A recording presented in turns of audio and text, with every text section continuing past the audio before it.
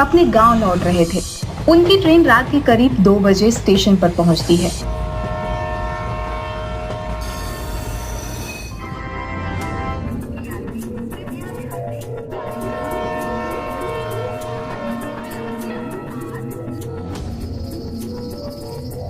भाई करण, बहुत ठंड लग रही है यार। गाड़ी में उतनी ठंड नहीं थी। अपने गांव के लिए कोई गाड़ी तो सुबह 5 बजे के बाद ही मिलेगी। तब तक चलो बाहर कुछ सिगरेट चाय वगैरह पिया जाए। हाँ भाई, ठंड तो मुझे भी लग रही है। चलो प्लेटफॉर्म के बाहर ही कुछ पीने को मिलेगा। दोनों जैसे ही प्लेटफॉर्म से निकलते हैं कि बिजली चली जाती है।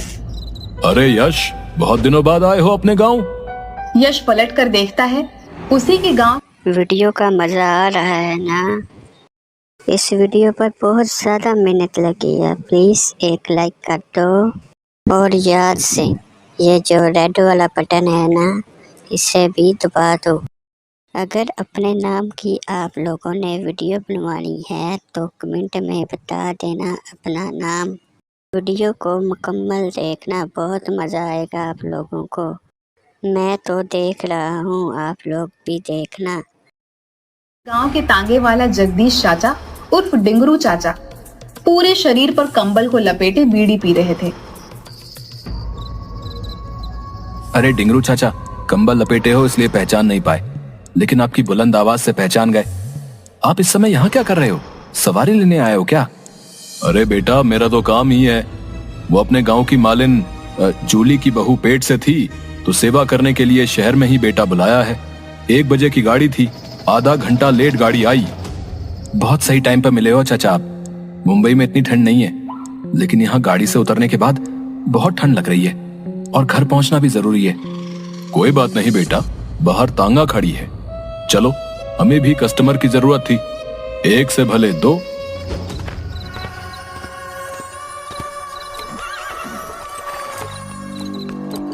चाचा जल्दी चलो, नहीं तो ये सर्द रात की बर्फीली हवा हमारी जान लेकर ही जाएगी। चाचा 2 बीड़ी मिलेगी क्या? वो क्या है कि इतना ठंड है ना, बीड़ी पीकर ही कुछ गर्मी आएगी।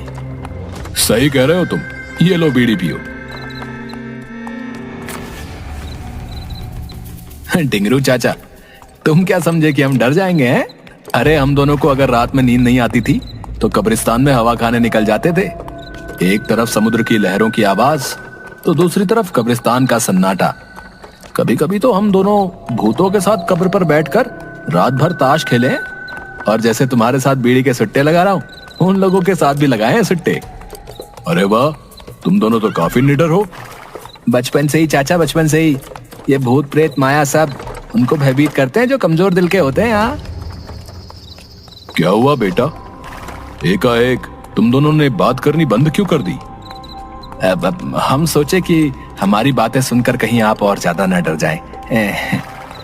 और वो चाचा, ठंड ज्यादा ही लग रही है, इसलिए बोलने का मन नहीं कर रहा है। ठीक है, चलो तुम्हें वहां पर ले चलते हैं, कुछ गर्माहट बढ़ेगी। गांव अभी 13 किलोमीटर दूर है। ये तो गांव जाने का रास्ता नहीं लग रहा। किधर से ले जा रहे हो हमें? वो देखो आग की लपट, जी भर के हाथ सेक कर गर्माहट ले लो। अरे यश, ये कोई शमशान लग रहा है। यहाँ पर तो चिताएं जल रही हैं। ये कहाँ ले जा रहा है हमें? डिंगरू चाचा, ये कहाँ ले आए हो हमें? ये तो शमशान है, यहाँ तो चिताएं जल रही हैं। बेटा, यही तो अपना ठिकाना है, बाकी तो सब कल्पना है। और तुम लोग तो कई बार कब्रिस्तान में बीड़ी पिए हो, आज मेरे साथ शमशान में भी पी लो। क्या चाचा, अभी हम तुमको डरा रहे थे, अब तुम हमें डरा रहे हो? वैसे बता दूं कि हमें भूतों से डर नहीं लगता। हाँ भाई यश, हमें तो डर लग रहा है यार। देखो, चाचा का चेहरा पूरा जला हुआ है, सिर्फ हड्डी दिख रही है। दूसरा देखो, हवा हमारी तरफ चल रही है, लेकिन हवा के उल्टी दिशा में चाचा का कंबल उड़ रहा है यार। अरे हाँ, मुझे भी अभी याद आया, करीब 2.5 साल पहले मेरी बीवी का फोन आया था कि डिंगरू चाचा दिवाली के दिन फुलझड़ी जलाते समय जलकर जिंदा मर गए थे। भाई, तो फिर ये डिंगरू चाचा कौन है? क्या बक रहे हो? तो प्लेटफॉर्म पर ही तुम्हें ये बताना था ना यार, इसके साथ हम लोग आते ही नहीं। कहाँ फंसा दिया यार। अरे भाई, वो देखो, चाचा के पांव भी उल्टे हैं। भाई हम लोग फंस चुके हैं यार, अब हमें यहाँ से भागना होगा। अरे यार, उस समय अगर याद रहता मुझे कुछ कि डिंगरू चाचा मर चुके हैं तो मुझे शौक थोड़ी था कि भूत को रोककर अपनी मौत को बुलाऊं। हाँ यार देखो ना, अभी मुझे याद आ रहा है कि मालिन जूली को मरे भी 1.5 साल हो गए, तो फिर ये किसे छोड़ने स्टेशन गया था? अरे तुम लोग क्या काना फूसी कर रहे हो? लो आ गया अपना हीट एरिया, सेक लो अपना हाथ। अरे अभी अभी तो तुम्हें ठंड लग रही थी और अब दोनों के पसीने निकल रहे हैं। यश चलो, हमें घर जाना है, चलो हम लोग पैदल ही यहाँ से चले जाएंगे हैं? अरे ऐसे कैसे चले जाओगे? और यहाँ से 13 किलोमीटर दूर पैदल जाना मुश्किल है भैया। अभी तो 3 ही बज रहे हैं, 5 बजे मैं तुम्हें गांव छोड़ दूंगा। नहीं नहीं चाचा, हम अपने से ही चले जाएंगे, आपको जाने की कोई जरूरत नहीं है, आप यहीं रहिए हैं। वे लोग अभी बात ही कर रहे थे कि उधर से जूली आई, जिसके बारे में अभी अभी डिंगरू चाचा बोल रहे थे कि जूली को छोड़ने ही स्टेशन गए थे। अरे बबुआ, तुम दोनों कहाँ से आ रहे हो? पहले ये बताओ कि तुम इस सुनसान शमशान में क्या कर रही हो, और वो भी इतनी रात को? अरे बेटा, मैं ठहरी मालिन सुबह 4 बजे ही फूल तोड़ने के लिए उठ जाती हूँ। आज मैंने घड़ी देखी ही नहीं, नींद खुली तो हाथ मुंह धोकर निकल गई। वो सब तो ठीक है, लेकिन फूल तोड़ने 13 किलोमीटर दूर कैसे आ गई? वो डिंगरू भैया किसी को स्टेशन छोड़ने आ रहे थे और मुझे ठंड बहुत लग रही थी, तो मैं कही कि यहीं उतार दो। आओ, यहीं एक झोपड़ी है, उसमें थोड़ी देर आराम कर लो। तभी बगल में जल रही चिता से एक साया उठता है और उठकर वहां आकर बोलता है, उस झोपड़ी में मेरे मेहमान हैं, तुम इन्हें डिंगरू भैया वाला झोपड़ी में ले जाओ।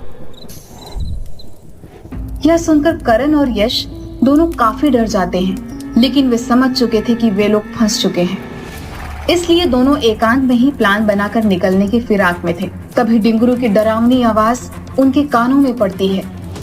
मैं भी तो इन दोनों को यही बोल रहा हूँ कि थोड़ी देर यहाँ आराम कर लो, गर्माहट ले लो, उसके बाद मैं तुम दोनों को गांव पहुँचा दूंगा। हाँ बबुआ, चलो, इतने दिन बाद इतनी दूर से आए हो, थोड़ी देर झोपड़ी में आराम कर लो, फिर 2 घंटे बाद सुबह होते ही हम सभी गांव चलेंगे। यश और करण दोनों समझ चुके थे कि अब उनका बचना मुश्किल है। दोनों आंखों ही आंखों में इशारा करते हैं और जूली के साथ झोपड़ी में चले जाते हैं।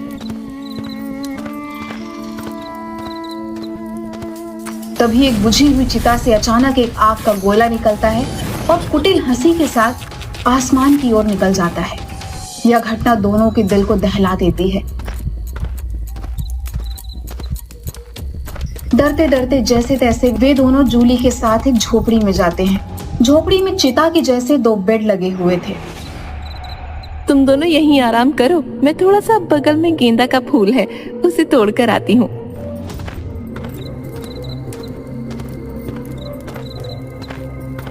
करण, सुना नहीं, ये लोग हमें मारकर अपने साथ ले जाने की ताक में है। बगल वाली झोपड़ी से सुनो कैसी रुदन की आवाजें आ रही हैं, जैसे कोई किसी का गला दबा रहा हो। इस भूतिया सुनसान में तुम सोने की बात करते हो? अरे यहाँ तो हमारी नींद ही उड़ी हुई है। अब हमें किसी प्रकार से यहाँ से भागना होगा, नहीं तो हम लोग भी इस चिता में जला दिए जाएंगे। मौका अच्छा है, बाहर अभी कोई दिख नहीं रहा। जूली पता नहीं किधर गई है, शायद डिंगरू चाचा से हम लोगों को मारने का प्लान बनाने गई हो। चलो चुपके से इधर पीछे से हम लोग निकल जाते हैं। चलो भाई, किसी तरह मुझे गांव पहुंचा दो, तुम्हारा यह एहसान जिंदगी भर नहीं भूलूंगा। मेरी बच्ची सुबह उठते ही मुझे खोजेगी, वो बेसब्री से मेरा इंतजार कर रही है। 1 मंथ पहले से ही मैं उसके पसंद के खिलौने जमा कर रहा हूँ ताकि उसे दूं तो वो खुश हो जाए। अरे यार, मेरा भी लगभग यही हाल है भाई। कल ही मेरी मुन्नी से बात हुई थी, वो बोल रही थी कि वहां से एक बारबी डॉल लेके आना, इसी बैग में वो बारबी डॉल है। पता नहीं क्या होगा, मेरी मुन्नी तो मेरे बिना जी ही नहीं सकती यार।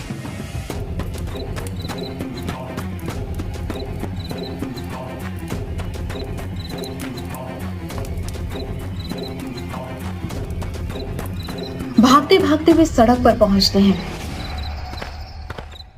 कुछ दूर चलने के बाद यश, तुमने बस की आवाज सुनी क्या? हाँ हाँ, मुझे भी लगा शायद कोई बस की आवाज आ रही है पीछे से।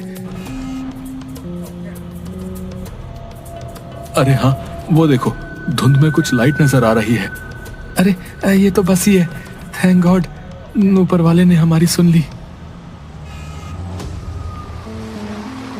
हेलो, आ गई बस।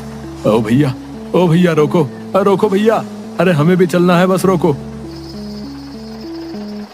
चल चल चल करण, जल्दी चढ़।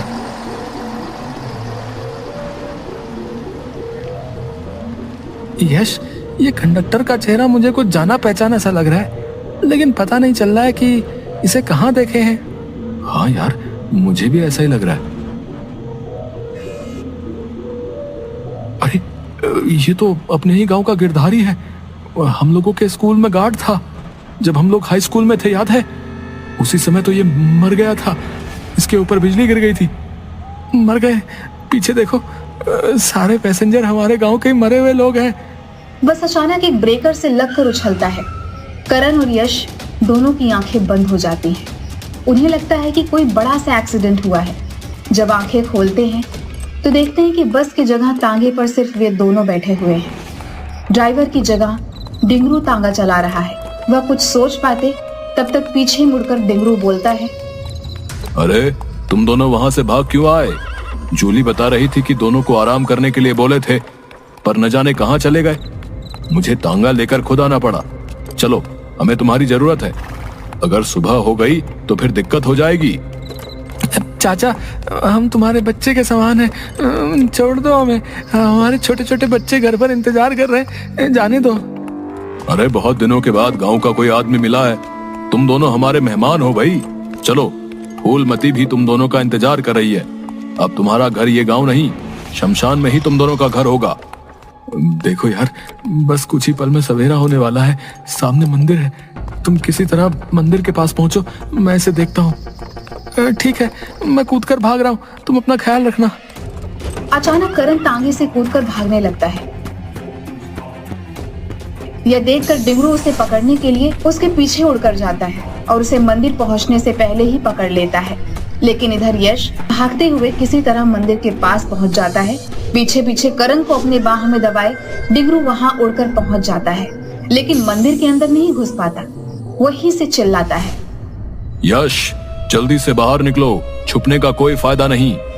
डिंगरू चाचा, आप चले जाओ, आप मर चुके हो, हमें मालूम है। आपकी दुनिया अलग है और हमारी अलग। मैं आपके साथ नहीं जा सकता। तुम दोनों का खून पीने के बाद ही हमें मुक्ति मिलेगी। अगर तुम नहीं आए तो तुम्हारे दोस्त करण को इसी समय मैं मार डालूंगा।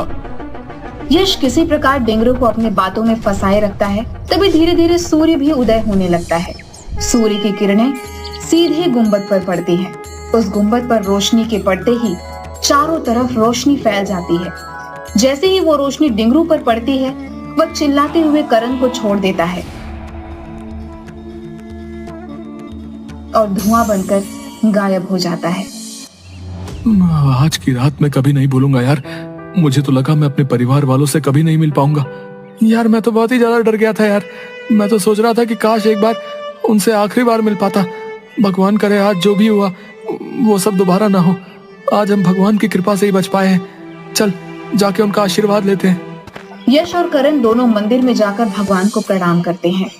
हमारी मदद के लिए बहुत बहुत धन्यवाद प्रभु, बहुत बहुत धन्यवाद। हम पर अपनी कृपा बनाए रखिएगा। हाँ प्रभु, आज आपकी ही वजह से हम अपने घर वालों से मिल पाएंगे। इसी तरह हमेशा हमारे साथ रहिएगा। चल अब घर चलते हैं, घर वाले इंतजार कर रहे होंगे। तू सही कह रहा है यार, अब हमें घर चलना चाहिए। चल।